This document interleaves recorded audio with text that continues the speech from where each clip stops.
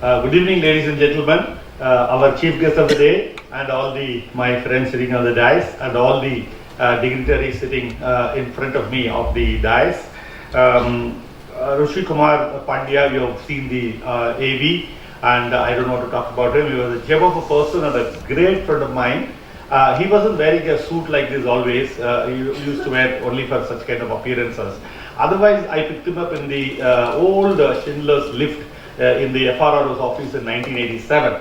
He had a Canadian passport and he stayed in Canada for 20 years. So he used to come for getting his visa extended. So he was wearing usually every day he was used to wearing a kurta pajama, very loose and very colorful and full of big rings. I used to ask him one day, you must give all these things to me. So that kind of and flowing white grey hair he had. He looked very, very different to me. And then I picked him up in the lift and told him, come to my office with me. And then I offered a cup of tea to him, and then we grew to be so good friends. Every 15 days, once in 15 days, we used to go and eat food in various places. He was a great foodie. And he was also, because of our association, he started taking courses on stress management and various other subjects for the police. At least 200 lectures he would have given to the Mumbai police or Maharashtra police. Wherever I went, he would come with me. And also CBI, IB and wherever it is. So he was fascinated with the police. He used to tell me how once a Royal Canadian police officer came to his house in Canada with the red light on and things like that, and the entire mohalla was impressed with him. So I used to send him always that kind of a car to pick him up on those lectures. And like a child, he was like a childlike personality. He used to be so happy about all that. So one thing which he liked was associating with the police, and I feel very blessed to know him that way. I picked up a lot from him. But now my job is to only say a few words about Dr. Aatre and not about my friend Rishi Kumar Pandya, whom I remember every day. Not a single day goes without me remembering him for one thing or the other. Now about the chief guest. The chief guest is a great scientist. The country is very proud about him. And I ran into him the other day in IIT Kharagpur, where he was delivering a lecture to those students. I happened to speak after him. And I was fascinated by this young scientist of 78, 79 years. The way he spoke about nanotechnology and this and that and all that, I got absolutely fascinated by his knowledge and about the science and technology and other things he knew. Then and there only, while traveling to Calcutta with him, I shared the car with him. And I requested him, you must come for this. And like a very, very simple, humble person he is, he instantly agreed to come here. And he didn't say my calendar is full for the whole year and things like that. So I'm very grateful to you, sir. I'm very grateful. Now the formal, a few lines. I can speak about him for the whole day, go to the Google and check. There are a million things about him. But I'll say only about 5-6 lines and finish, because he has to speak and I'm eager to listen to him, as all of you are. Dr. Vasudev Aatre, born in 1939, and a greatest Indian scientist, one of the greatest Indian scientists, and he was the former head of DRDO. That is India's premier defense research and development organization. In that capacity, he also served as the scientific advisor to the defense minister, Mr. George Fernandez at the time, and others. He is a recipient of the Padma Bhushan Award in the year 2000. And then again he was conferred the single most thing next to Bharat Ratna is Padma Vibhushan, that is 2016. And in the year 1986 they gave him the Scientist of the Year award and many, many more awards, many, many research papers, many, many books. There is a biography on him called Soaring High. So the man who had was involved in that aircraft Tejas, a supersonic aircraft which took off during his time under his mission. This kind of a book is definitely a very befitting title, that is Soaring High, a biography on him. And he has written 3 books on science and technology, and that is network theory and filter design and things like that. All these things I am not going into detail because I don't know a thing about all that. I can only look at him with admiration for having done all that. He is a BE graduate from electrical engineering from the University Visvesvaraya College of Engineering, UBC, Bangalore. And then he got his master's degree from IISc, where he used to be visiting professor, and even now he is visiting professor there. That was in 1963. He got a PhD in electrical engineering from the University of Waterloo, Canada in 1967. Thereafter, he worked as a professor of electrical engineering at the Technical University of Nova Scotia, Halifax, Canada until 1980. So today's chief guest and the person whom we are remembering have something in common, that staying in Canada for 20 years. Dr. Aatre was also a visiting professor there in IISc, and DRDO he was the chief. He joined DRDO at the Naval Physical Oceanographic Laboratory, Cochin, and became its director in 1984. He was later appointed as the chief controller of DRDO. In Feb 2000, he replaced Dr. Abdul Kalam, with whom again I had a very, very close relationship. And he became the Director General of DRDO and also scientific advisor to the RM. So, like this, I can be telling more and more about him. He used to be the person responsible for the nuclear button the Prime Minister is supposed to be carrying and things like that. And very fascinating things can be told about him, and I was very thrilled to read more and more about him in the Google and various other things. So sir, I can speak more and more about him, but I don't want to come in between him and you. With this, I request Dr. Vasudev Aatre to come and speak to us about science and technology and the future of India. Thank you, sir.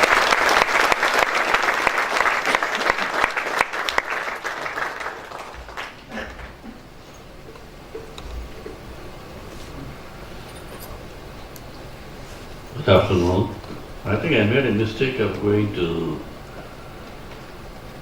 IIT Kharagpur on the same day as Shivan.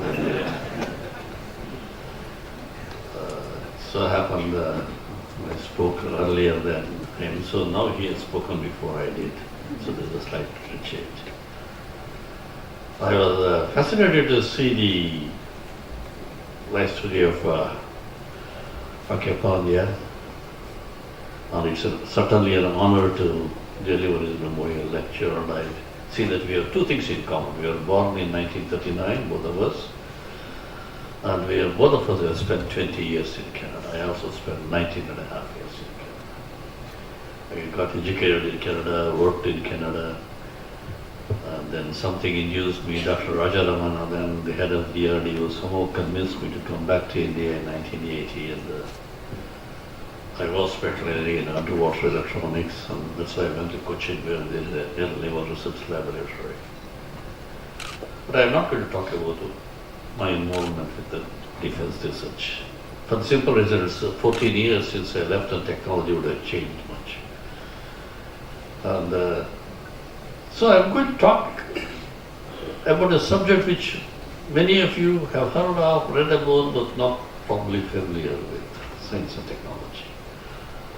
My lecture has probably two parts. One, I want to just give you a glimpse of why are we talking about science and technology. And some things, some happenings around the world which nothing to do with your day-to-day technology, because which you're all familiar with. The second part is, what is the process of accumulating science and technology for a country, and how well are we doing in India? And what are the things that we may have to do to become a technological power? Science and technology has become the greatest enterprise of man today. You just start tomorrow morning, get up, starting with your brushing of the teeth, and list down what are the things that have come out of science and technology and that you use. You find there is hardly anything that you do which hasn't come out of science and technology.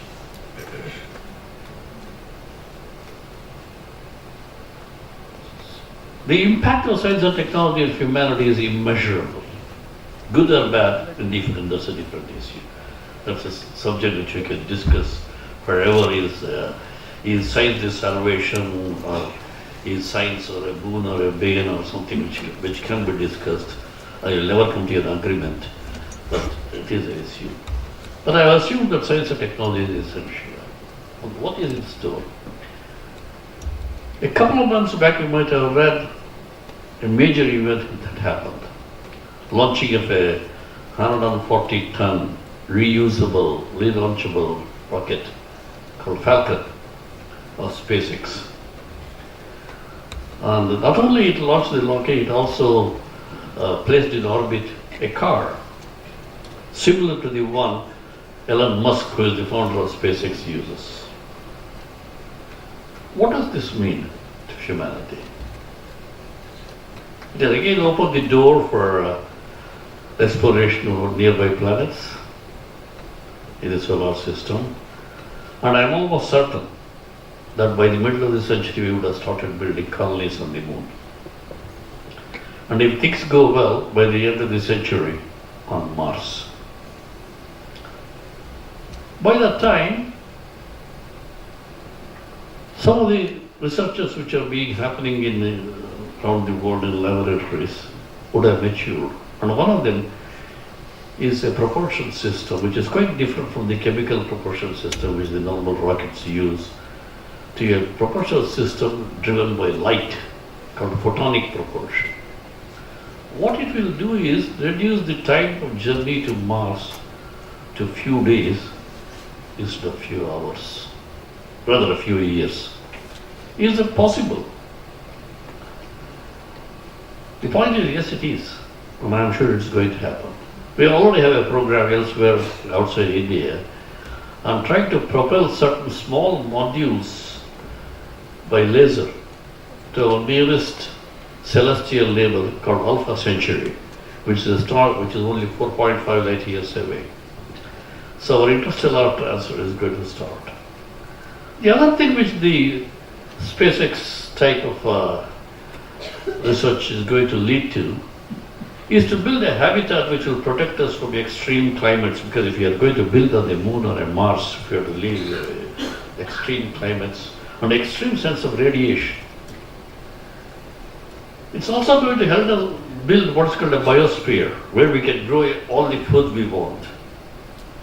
And which will also recirculate everything. There is absolutely no waste.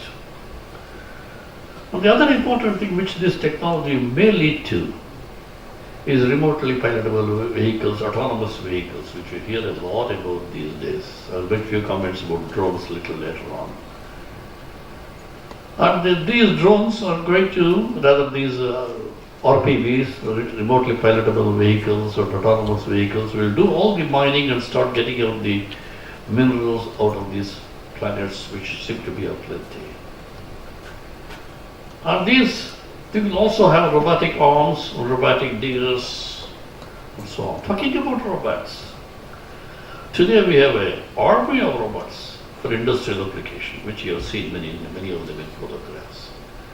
Some of them are also going to be used in a hazardous environment. If you happen to go to BARC center, you will see a robot for using in the nuclear, where man cannot go, so robots do go.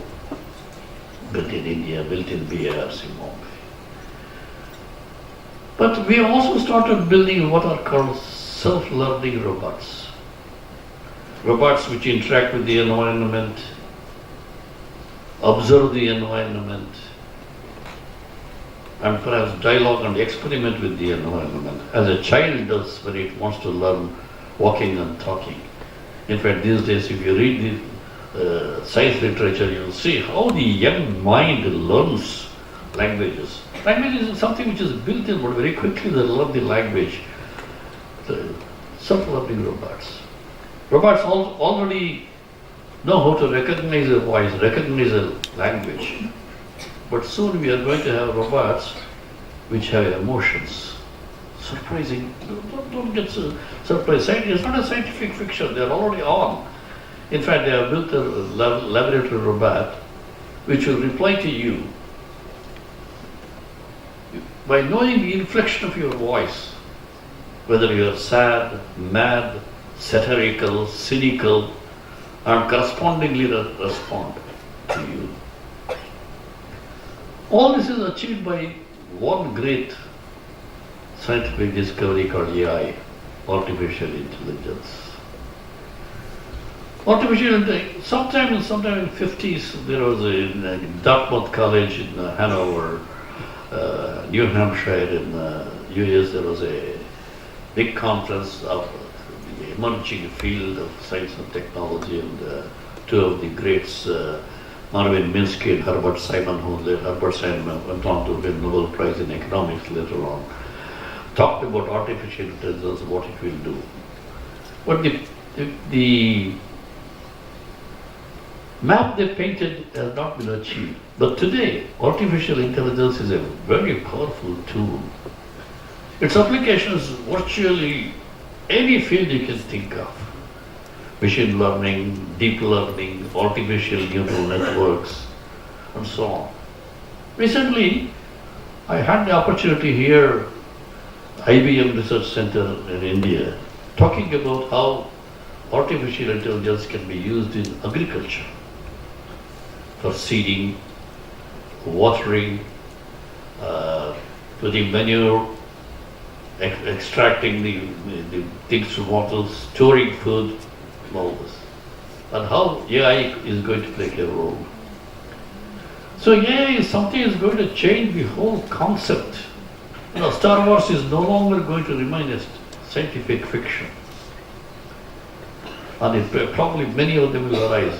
In fact, a prediction by some of the futurologists like Ray Kurzweil is that the humanity is also still evolving, and so is technology. And sometime in the future you will not be able to distinguish between the creator and the created. That's the kind of role which science and artificial intelligence does. That's the world scenario, something which is very important. But let's look at something comparatively little more mundane in science and technology. Look at communication. Look at the cell phone. Today, wireless communication has become a dominant issue. And you keep wondering how we ever survived without a cell phone. The kind of connectivity it provides. But what is inside that? If you open it out, there are a couple of small antennas, what are called patch antennas, printed circuit antennas, and very small chips, which are called micro-electromechanical systems, which does the radio frequency processing, a small battery, a display system, and a lot of storage and algorithms built in. For all kinds of apps you have and anything you want, you virtually can do. It's not a phone. It's much more than a phone. And sometimes I kid some of these engineering students, I talk to them, in future generation in India, kids will be born with their hands like this. Because you can't do without cell phone. Look at what we have done to our computers. We had computers and we were quite happy with the calculating machine. We started interconnecting them and finally created the World Wide Web. Today, virtually every knowledge is literally at the end of your fingertips. And I remember about a few years back when my grandchild, which was only 3 years old, coming back and telling me, "Grandpa, you don't Google enough." That is the society we are looking at in computer science. I can go on and on indicate what is happening. To look at what we have done to our popular toy, the automobile. Today you buy a high-end automobile. It has 100 microprocessors, dozens and dozens of those sensors. One for parking, one for tire pressure, one for automatic wiper. As soon as it starts, it strays the wiper. Or something silly, you know, when you drive a car at night, and when you turn into a road, the light falls to the center of the road, not to the side of the road which you are turning. In future, as you turn the steering wheel, the light also will turn. To throw light at the corner which you are turning. And you already know we have self-driving cars, good or bad. And recently, you know, you must have read the paper in the 2 days back, it killed a person and created all kinds of legal problems. Who is responsible for that? Is the company like Tesla which built it? or is the person who is controlling the automobile. And look at what we have done for our travel. I think in next few decades, New York, Delhi will be 2 hours flat. So that is the kind of technology which we are talking about. So let me leave aside, these are all comfort producing technology. I have to say a few words about the technology in medicine. Starting from an accidental discovery of X-rays by Röntgen more than a century back. Today we have all kinds of imaging systems. Can you imagine? You have ultrasounds, you have MRIs, there's CTs. And today's physician cannot really diagnose you without these kind of things. But is that only what is happening in medicine? Something which is very important to India and already started happening in India is what's called point of care testing kits, POCTs. These are small chips made out of some technology called microsystem technology, MEMS or nano sensor technology. You put a drop of blood on that, it acts as a lab. It's a lab on a chip. It will analyze, like you give a lab and go to your lab and wait for 6 hours to get your blood count. This will give you a blood count in approximately 2 minutes. So that is why it's called point of care. In a remote corner you can use it. In fact, along with the Bombay IIT, we have developed a chip for cardiac monitoring. When you have a heart attack, there are 2 proteins in the blood which change very quickly, called troponin and myoglobin, which rate of change is very high. When the rate of change is very high, it indicates that you are having a heart attack. And the patient should not be moved during that time, preferably. So it's very difficult in India, at a remote area, to find out. This chip, which was developed by one Professor Ram Gopal Rao, who is now the Director of Indian Institute of Technology, Delhi, is one which a drop of blood, it will tell you whether you have had a heart attack or not. There are several chips like that which are in the market using what is called a polymer chain reaction or PCR chips, which they diagnose the diseases for the leptospirosis, dengue, chikungunya, even TB. Now it just have been cleared for TB. Identifying TB is very difficult. You go to even what are called ELISA distinction, it takes 2 to 3 days before you grow the culture and decide whether you got a TB or not. Now within 10 minutes you will know whether you have TB or not. We have developed one more chip which we are going to put in the market, hopefully by the end of this year, urinary tract infection, especially which is very dominant in Rajasthan area, perhaps because of the brackish water.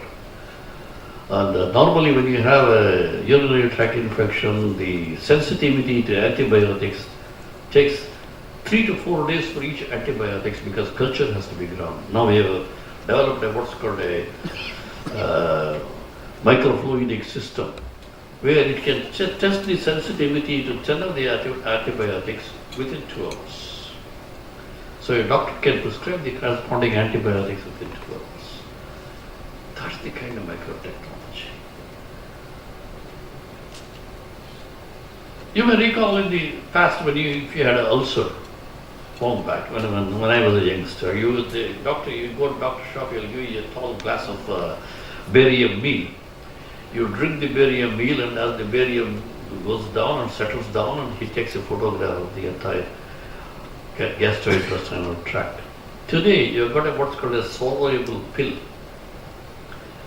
which contains a CCD camera, miniature CCD camera, a signal processing chip, a Bluetooth chip, and a micro battery, all packed in a biocompatible transparent container which you can swallow. It's available in India today, not designed by India yet. I'll come to that later on. And as you swallow it, it takes a photograph and through a Bluetooth, which you are all familiar, transfers the outside world. Swallowable electronics. There is also what's called injectable electronics, made of nanotechnology. It's like a mat. At every intersecting point, there's a nanoelectronics thing put in. And it's dissolved in a solution and you inject it especially in the brain. As soon as you inject it, it opens out like a mat. and covers a very large area of the brain to find out how the neurofibrils grow, for example. Why should we know how the neurofibrils grow? The rate of growth of neurofibrils decide whether you are going to have Alzheimer's disease or not. It can also detect what is called one of the neurotransmitters called dopamine. Dopamine is the one which tells you how much of Parkinson's disease you have. So it can detect all these things, kind of things. So that is one technology. But technology on the other face of the coin, which has nothing to do with producing these kind of gadgets for comforts and health monitoring and other things of human beings, to solve some of the predicament humanity is facing. Some of these predicaments is to our unwise use of our earthly resources, especially in an unsustainable way. You might have read about a few weeks back, maybe a couple of months back, that I forget the name of the town in Africa, which is going to run out of water. Cape Town is going to run out of potable water within the next few months. Is it only Cape Town? In fact, Democles sword is hanging on India's Silicon Valley, Bangalore. Bangalore is going to run out of water in the next couple of years. How are we going to solve this problem? That is one. Science has to solve the problem. The other thing is energy. Just throw one or two numbers, pardon me for using, just to give the feeling of what is the amount of quantity we are talking about. World produces something close to 30 petawatts, watt-hours of energy a year. Peta is 10 to the power of 15, 1 followed by 15 zeros. That's the amount of energy we generate in a year. 80% of that comes from fossil fuels. Coal, natural gas, petroleum. And you know what we have done in creating those natural fuels? Global warming. Global warming is no longer a scientific fiction. We already have receding glaciers. Look at the amount of snow cover we have lost in Arctic and Himalayas. With seasonal change of patterns, we are already seeing it in India itself, the pattern change of the seasons. Natural cataclysms have also created a role. Floods somewhere, drought somewhere, tsunamis elsewhere. We will soon have water level rise, sea surface water level rise, from flooding of the next 50 years. Bombay could be completely flooded because of the global warming. Already a problem when it rains. So knowing all this, you must have heard of the Paris Convention, where we finally agreed that we are going to try to limit the temperature to 1.2 degrees, if not 1.5 degrees. If the temperature of the earth goes up by 3 degrees centigrade, it's an irreversible cataclysm. Can't do anything. So what do we have to do? We have to reduce the amount of greenhouse gases like carbon dioxide will be distributed into the atmosphere. That's the first thing. And we have set pattern. India has been talking about it and has leading about it. And second thing is we have to remove carbon dioxide out of the atmosphere and bury it deep into the sea in the form of carbonates and rocks. Switzerland has always started building that plant. So there is worldwide research going on to extract carbon dioxide, convert them to plastics, non-polluting fluid, and even building materials. So the future cement you buy probably will be coming out of the carbon dioxide you extracted out of the atmosphere. I don't know how many of you know, majority of the aspirin is produced by the carbon dioxide extracted out of the atmosphere. So this is the role which science and technology has to play. Let me change gear and talk about what is this process of science and technology and how is India doing? This is the second part of I want to talk to you about. Technology development has three main I's. I call them three I's. Invention, innovation, industrialization. Invention is creation of an idea. Innovation is converting that idea to a possible application-oriented product. Then finally, industrialization is making it a profitably marketable product. Why should we talk about profitably marketable products? Last few years, India has shown its ambition to become a world power. A country can become a world power only if it becomes an economic power. Not necessarily a military power, because one is not synonymous with the other. To become an economic power, a country has to become a knowledge power. And at the hub of this knowledge is science and technology. So a country which cannot educate its mass population to become innovative and industrialized cannot become an economic power. And so this process of industrialization, the three I's which I said, we can call it for simplicity, science, product, and manufacturing. Science gets done in academic atmosphere, where there is liberty to think unconventionally. It's also a place where you've got a perennial and annual supply of uncluttered minds. That's where seeding of ideas go place. That is why initiation of technology takes place. And the second stage is already laboratories, whether they be attached to universities or otherwise. And this is where this idea of seeding or sapling becomes a plant. You form a product, potential product which has application, and perhaps test it in the laboratory environment which is similar to the environment where you are going to deploy it. And the last phase is the industrial phase, as I call it, where you've got litis, manufacturability, scalability, marketability, maintainability, reliability. All these litis gets converted in the industry. So if a country can put these things together, an academic scenario, an R&D lab scenario, industrial laboratory, synergize their efforts, and then and only then it can become economic power. How is India today? Let's look at our academic atmosphere. We have outstanding academic institutions. One of them is just around in Bombay and in the Bihar Lake area. We have produced outstanding graduates like Aladnetra Vali, who went on to head the Bell Laboratories, Pichus, Nadelas, Vinod Khoslas, and so on.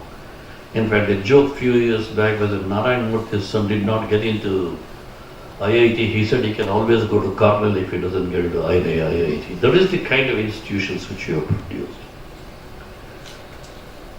An academic atmosphere is measured by the number of papers we produce.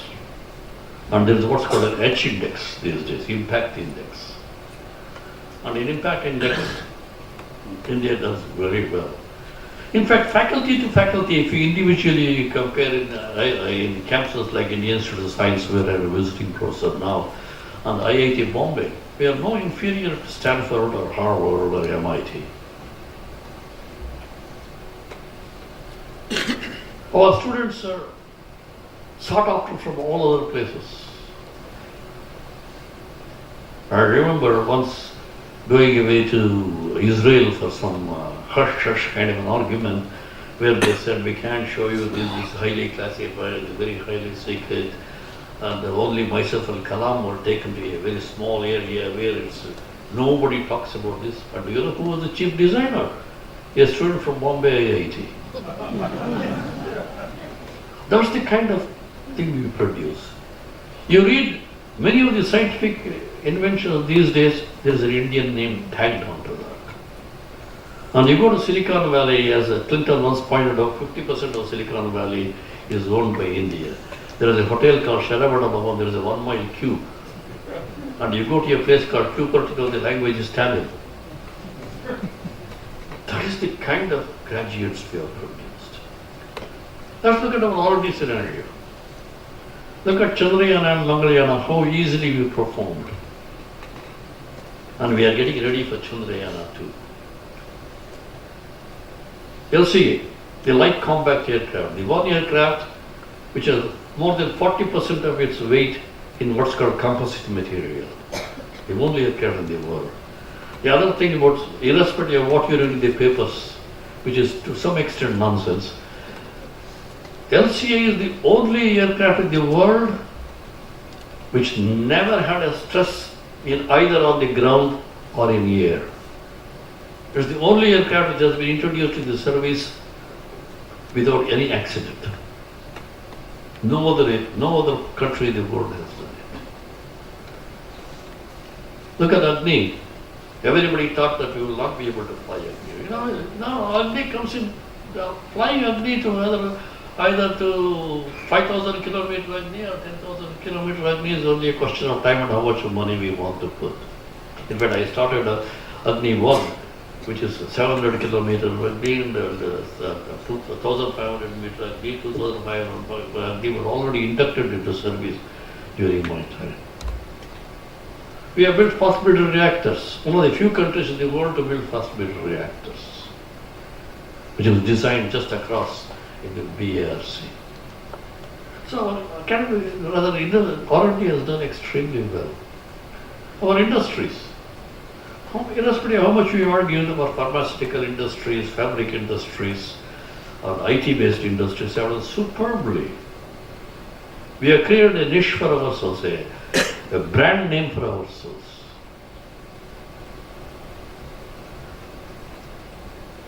India is the only country which is within 70 and odd years of its independence has built such a strong science and technology, except for China. But I am sure you must be expected, where is the but coming from? Now it comes here. But are we a power in science and technology in the world? Answer is no. We are not a power of science and technology at all. We are extremely good followers of science and technology, but not creators of science and technology. A country like Finland could create a cell phone. Why didn't India create a cell phone? Where is the flaw? With so much of talent, India's population-wise, demographically, we are perfectly suited. 50% of our population age group is less than 35 years of age. Where is the flaw? While we have academic institutions whose graduates are sought all over the world, none of our institutions get classified in the first 150 in the world.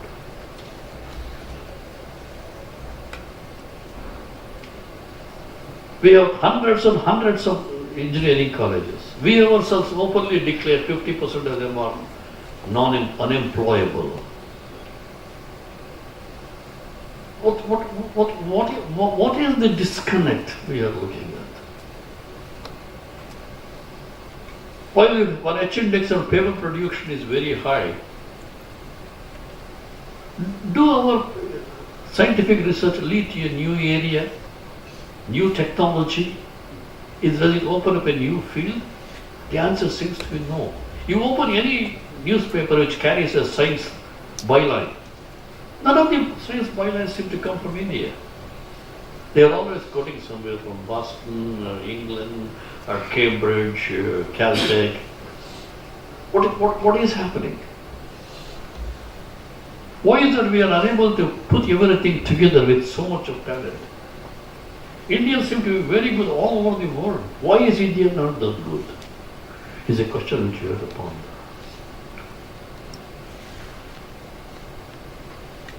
We must first of all recognize and accept that unless you build outstanding academic institutions, you cannot build science and technology. Of course, medicine included, incidentally. I don't separate. These days, science says Medicine cannot do without technology. It's all put together. Have we built outstanding academic institutions? Yes, maybe a small amount of handful. And look at the way we support our academic institutions. You know how much Harvard and Stanford get as a money? $700 to $800 million. How much of money does Indian Institute of Science and IIT Bombay generate? Peanuts. Why is it our community doesn't put this kind of money in academic institutions? Because they are the future of the country. That's where your youngsters, which the country totally depends on youngsters. The future of the country depends on youngsters. Can we build that science and technology? While our research and laboratories have done very well, have we built international products? Is there a Samsung Galaxy, Sony Bravia coming out of India? India doesn't even manufacture by its own technology even a barcode leading laser, ruby laser. Why is that? The same person when he goes to California produces all kinds of things. Are we not creating the atmosphere that are necessary in academic institutions? About 15, 20 years back, when we were talking about, there were only 5 or 6 IITs at that stage, and there was a committee set up whether we should set up new IITs, and I was the one who opposed it. Saying setting up new IITs doesn't solve the problem. If you want to do it, start one IIT every second year. Provided enough facilities. Now IITs are all over the place without even having land.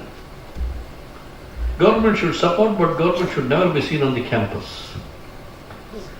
The academic interference should be zero. In India, every time you appoint a vice chancellor, there is a confusion. Every time you conduct an examination for the law selection, there is a confusion and paper leakage and so on. It's a chaotic system. Chaos occasionally succeeds, but not always. Look at our industries. India is becoming a manufacturing hub, if it is not what it's not like going to be.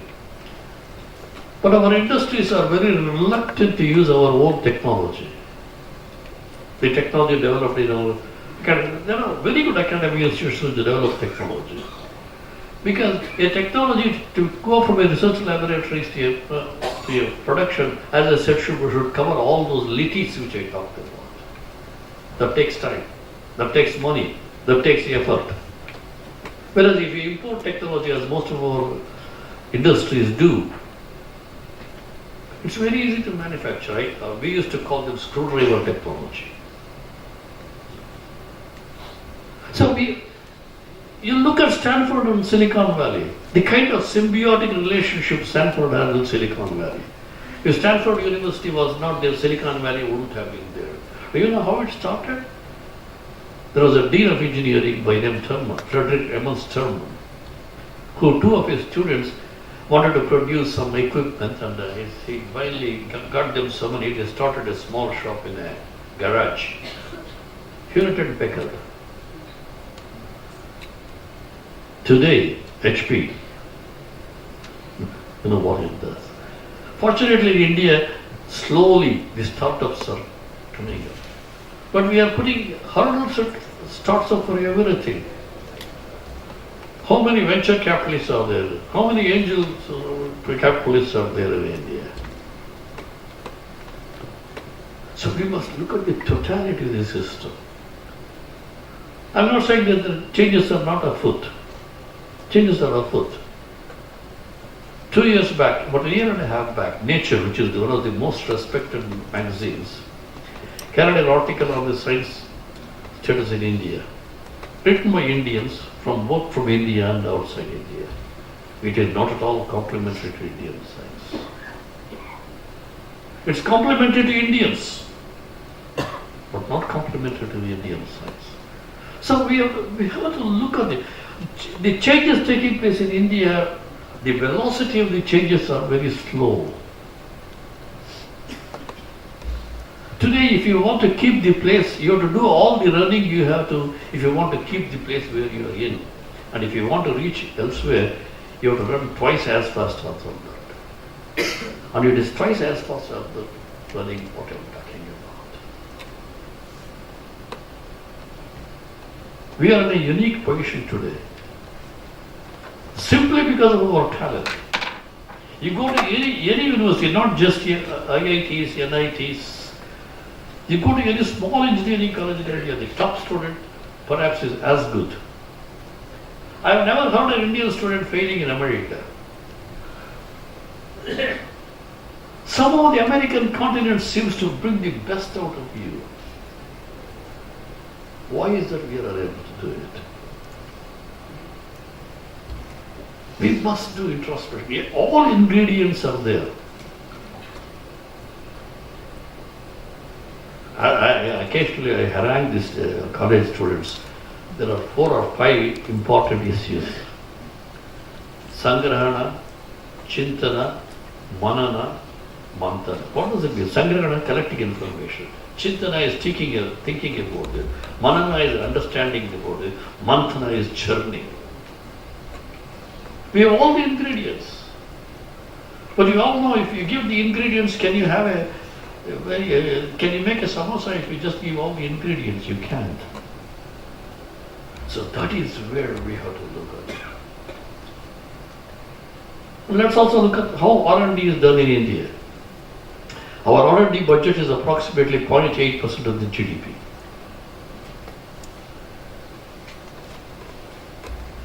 Many of us argue, especially I've been in Delhi for 14 years on various committees, we have argued that it should go to 2%, if not 4%.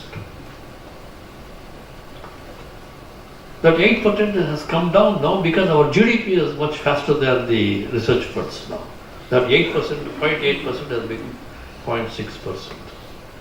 Now suddenly if the government becomes benevolent and gives us 2%, we can't absorb it. There is no infrastructure. 10, 15 years back, I was deeply involved in, even now partially deeply involved in micro nanotechnology. I think nanotechnology is the future technology. We can't do without it. So there was an Indo-Chinese working group, and I was the president of the Indian side, and the Chinese Academy of Sciences was the president of the side. We decided to have a joint workshop to define projects and how should we go, whether we should coordinate and exchange information and so on. So the first meeting was held in Beijing. I went to a university called Tsinghua University, which is the Chinese equivalent to MIT. There were 90 faculty members working in Tsinghua University in nanotechnology and 200 PhD students. At that stage in India, there were 15 professors working in that field and about 30 PhD students. The scale difference. Not that there is no money for research in India. But if you have 100 rupees, I'll give you each one 1 rupee and go and say, Jamun khalo. Kya kaloge? Kahan milega? Subcritical funding. The second thing is, technology approximately takes 20 to 25 years to mature, and the product about 50 years to mature. We talked about possible transistor somewhere in 1910, 1915, when quantum mechanics became popular. The first transistor was built in 1940. First integrated circuit was built in 1964. The microelectrons became prominent in 1990. The technology has an incubation period of 20 to 25 years. So if you want the technology, it has to be supported for 20 to 25 years. I have a feeling in India, we still haven't recognized the importance of technology. On the day we do, we are capable of doing it. All the ingredients are there. Superb youngsters I interact with them. They're the future and I am happy that kind of youngsters are in there. But will we? Every one of them have creativity inherent in them. Innovations, creativity is inherent in them. You go to villages, you tend to think intelligence is a urban phenomena. You are sadly mistaken. There are as many brilliant people in the villages as there are in urban area. We should allow them to grow. That is not happening in India. India also, you must look at the will of a country. India is will to survive. India is one country which will never collapse. When all the other countries were floundering, we were the fastest growing economy. India has a will to survive. But does India have a will to succeed? Will to prosper? Will to power? These are the questions which we ask. If we don't answer those questions, no amount of brilliance will do. It was known that Leonardo da Vinci could have created an aircraft. He wrote drawings, some of them were wrong, but Leonardo da Vinci had enough scientific background to look at an aircraft, but it can't be built because there was no support for building an aircraft. Today, our youngsters are in that stage.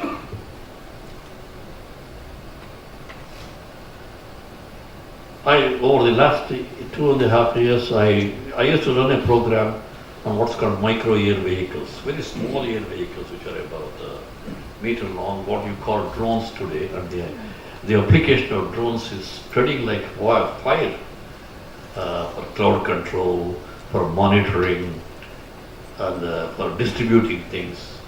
Organ transplant, which we are contemplating recently, we had a workshop on whether drones can be used for organ transplant, instead of creating green corridors. Accident thing, medical supply. There are dozens of colleges which are building what is this called quadrotor micro air vehicles. And in fact, the two troops went to America and one of them won a prize in America on building many air vehicles. So somehow as a country we are not put together. I am not going to argue that science and technology is the only essential thing to build a country. No, it's not true. There are many other social engineering and political engineering which is necessary. India has not done well there too. The rate of clearing of poverty is insufficient. Our politics is still very volatile and at times violent. Our social fabric is still very fragile. We suffer from many social ills like regional disparity, linguistic hegemony, and religious fundamentalism. We have many incurable things. It looks like that: illiteracy and ignorance, infantile mortality, malnutrition. All these things they have to be solved. India must be a very powerful science and technology country. There is another factor which many of us don't perhaps accept. And pardon me for saying this. As a community, Indians perhaps are the most indisciplined ones. The same guy who goes to America follows every traffic rule in India. I'll give you a very simple example. I was coming back from a conference from Sydney. So the flight was Sydney, Perth, Singapore, or Chennai. So in Sydney, the conference announced so many seats from 1 to 15, 15 to 20, and everything. Most of them were Indians. This was in December, of course, their summer holidays. Everybody followed it like a streamline beautifully. Same thing happened in Perth, there was no problem. In Singapore, it didn't happen. I asked some of them, sir, next stop is Chennai. That is the attitude which we have to change. What we need is an attitudinal change. I am not ready to accept India doesn't have money. For the 15 years I stayed in Delhi, I have found that India has sufficient money for R&D. In fact, I recall having a dialogue with Vajpayee when DRDO budget was 6% of the army budget, and there was a recommendation whether it should be raised to 10%, and I had to go to Vajpayee and say, please keep it at 6%. I cannot consume 10%. So there is sufficient money in India. What is required is a mindset change. We have to practice what I call many times with youngsters are called civic religion. Civic religion is how to become yourself a good citizen.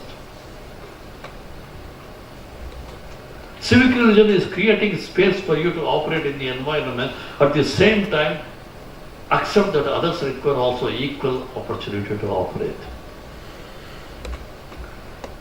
Now some of my Canadian friends were here along with me, and the way we were driving on the road, and somebody asked, hey Vas, we drive on left in one country, right on the other country. Where do you drive in India? I said, what is left?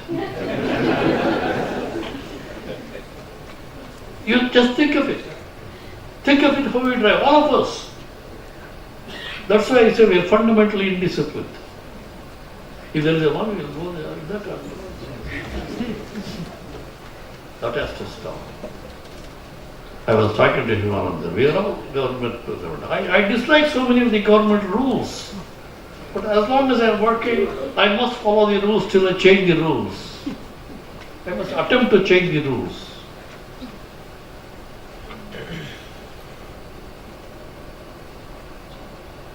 And the other thing is, today we are getting enamored. Especially I am addressing the youngsters. A technology can only be built if you build hardcore hardware technology. There is a headlong rush towards IT-based technologies. That too, most of them are non-innovative software. You go to a place like MIT in Massachusetts and Cambridge in Boston and walk through the campus, you will see 100% hardcore hardware technology. At the same time, there is an artificial intelligence laboratory, there is a haptics laboratory. Haptics is something to do with the touch sensitivity laboratory. So you cannot build a country only with service industry. India is to be a country to be built only of a service industry. You have to build hardware, hardcore technology. That is the one which is producing the wealth of the country. I agree. Again, I positively state it's not the technology only which builds the country, but without technology you cannot build the country. And there has to be a national policy of technology. India doesn't have a policy of technology yet.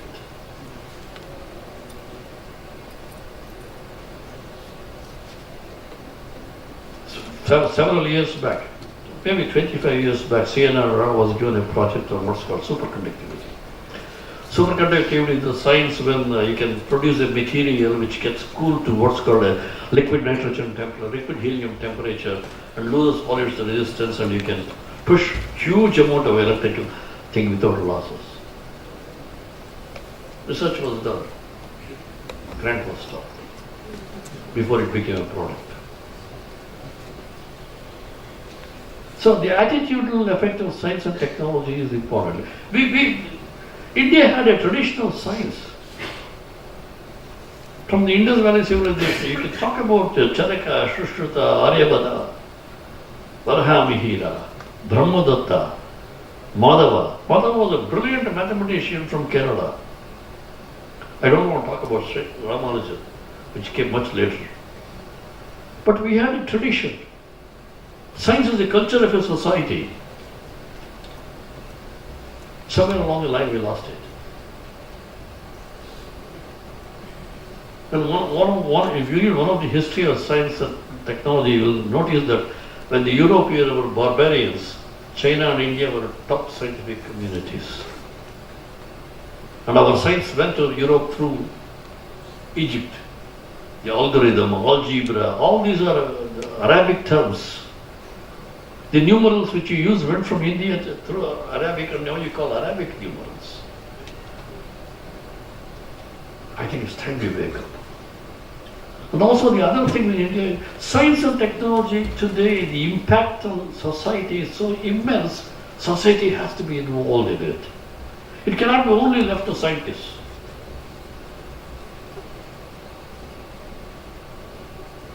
And the other thing which we tend to think is India, oh, that technology is not necessary. If 30 years back, if somebody had said cell phone technology will be absorbed in India, I would have laughed. Here we have half-starved people who will care about. But today, look at the way it's growing like a fire. Technology cannot be wished away. Technology is a steamroller. Whether you wish it or not, it will come to you. You have to decide what is the role you want to play in the development of technology. If India was a country which had no intelligence, no science background, no culture of science, and we were like this, we cannot do anything, I would have accepted. But India is perfectly capable of doing it. We've got to put synergy in everything. We have to create the kind of symbiotic relationship I talked about Stanford and Silicon Valley. We have to create institutions like Harvard, MITs, Berkeley's, Caltechs and so on. That is where the core is. The core is outstanding academic institutions. And to tell you very simple, there's a lot of youngsters from Bangalore react to their own youngsters. And one youngster got selected in the IIT Kharagpur. And he came to me and said, no sir, I don't want to go, it's too far from Bangalore. 3 days later, he had a letter that he has been given an admission in Berkeley. He immediately said, I am going. As if Berkeley was next door. Why is that we have not created that kind of a thing? I agree. Brain drain. Only 60,000, 40,000 people go away from India. But that 40,000, the cream de la cream of India. So we can say brain drain is not happening. Brain drain is happening. When I graduated with Masters in Indian Social Science, there were only 15 of us who were doing Masters in particular field. All 15 of us were gold medalists. All 15 of us left India immediately on graduation because we didn't know what to do in India at that stage. Only 2 of us have come back out of 15. You notice in every house where there is sufficient education, the kids are all in America, the parents are here. That's the kind of society we are building. Not because we don't have talent, not because we cannot do science and technology, but our attitude towards science and technology is weak. Next 20 years is very crucial. Why do we say next 20 years? We have already allowed the Pacific countries to overtake us. We cannot allow the sub-Saharan African countries to overtake us. They are threatening, but we cannot allow it to happen. Science has one other very important thing which we don't recognize, which is something which surprisingly 60 years back Nehru talked about it. Scientific temper. Scientific temper is not science. It has really nothing to do with science. It's a method of living using scientific principles. What is it?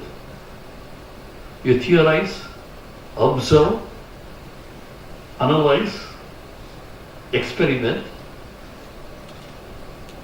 and promulgate. So science is supposed to remove obscurantism and blind faith, which we are able to do in India. So science and technology is not for science sake. I was telling you, rather than that, I'm involved with one of the NGOs called Agastya International. In fact, last time, 2 weeks back, I was talking about it right in the very room, where we try to do education by hands-on training with primary school students by taking mobile vans and so on. And then we have a big campus in a place called Kuppam in Andhra. And we go there, those kids don't even know how to talk English. But in the last 10 years, they have won the Intel Irish Science Award 7 times. That is the kind of talent India has. So we must exploit that. And there 2 weeks back, I took Professor Balram Rodam into leading lights of Indian science to talk about science for science sake. So I want all of you youngsters, there's a fair number of them sitting this here. When you go back out of this room, promise yourself, not that you are going to become Stephen Hawking or Einstein, may not be possible. That's not necessary either. Not that you want to become a scientist, but you are going to read about science, understand about science. Not the science which you are taught in the class. India teaches science in a rote way. You mug it up in a book, you got marks and you got a scientist. But think of science, dream of science, and if possible, practice science. God bless you.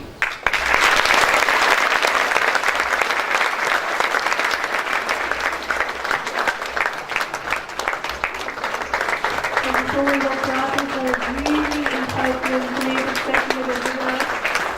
Give me a role model for each one